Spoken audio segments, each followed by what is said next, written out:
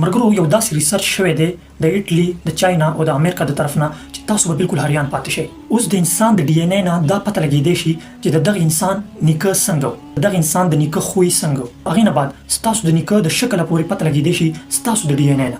یعنې تاسو سوچ وکړئ چې د دغه 3 ملکونو دا ریسرچ دی او په دې کې هغوی کامیاب شوي هم دي. اوس په راتلونکي وخت کې دا معلومات کیږي چې یاره ستاسو غوره نیکه څنګه و. یعنې ستاسو د نن نه 5 شپږم یا 9 نیکه چې و هغه چا لیدلی نه دی، ولې چې په هغې ټایم کې نه کیمره وه نه داسې څه بل څه و.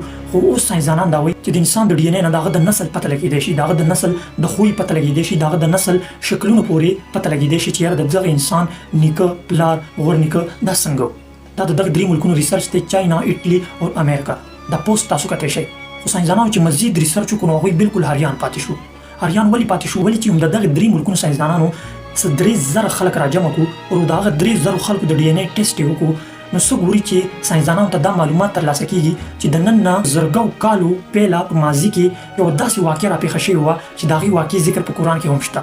یعنې ساینسدانانو چې کله په دې 3000 خلکو باندې ریسرچ وکړو نو واقعه څه داسې وشوه چې د دغه 3000 خلکو چې کله ټیسټ کامیاب شو نو ساینسدانان بالکل حیران پاتې شو. حیران ولې پاتې شو؟ ولې چې ساینسدانانو ماضي وکتو. ساینسدانانو دا انکشاف وکړو چې د نن نه په زرګو کالو پیله دنیا نه ټول انسانان ختم شو. یعنې په هغه ټایم کې د انسانانو چې کوم آبادي وه هغه په لکونو وخت و. یو داسې ټایم وی راغلی په ماضي کې چې ټول انسانان د دنیا نه ختم شو.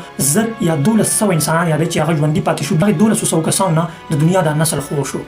دا واقعه په قرآن کې څنګه ده پوه کوم دی. تاسو پته چې په دې دنیا باندې یو ډېر غټ سیلاب راغلی و. هغه سیلاب چې و هغه د حضرت نوح علیه السلام په زمانه کې راغلی و چې کله حضرت نوح علیه السلام ته الله تعالی حکم وکړو چې دا دنیا په بې حیایۍ کې او په د الله تعالی په نافرمایۍ کې اموخته ده، نو ته یو کشتۍ جوړه کړه، موږ به زر په دې دنیا باندې عذاب راولو.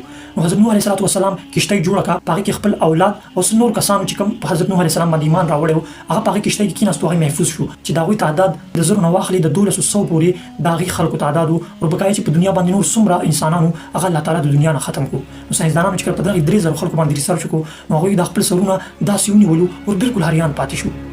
چېرې دا واقعه خو په قرآن کې موږ ته لږه ډېره میلاویږي او هغوی په قرآن باندې بیا ریسرچ وکړو چې په قرآن کې دا واقعه راغلې ده. دا ویډیو به ته خامخا شیر کړې به ولې چې په دې کې ما د قرآن د یو راز ذکر وکړو او دا ذکر چې دی د قرآن دا دومره شیر کړه چې غونډې دنیا ته ورسې، خاص کر هغه ایتیستو ته، هغه ایلومیناټیستو ته او هغه ملحدینو ته چې څوک په دغه قرآن باندې شک کوي او د الله تعالی وجود نه مني، د الله تعالی ذات نه مني. والسلام.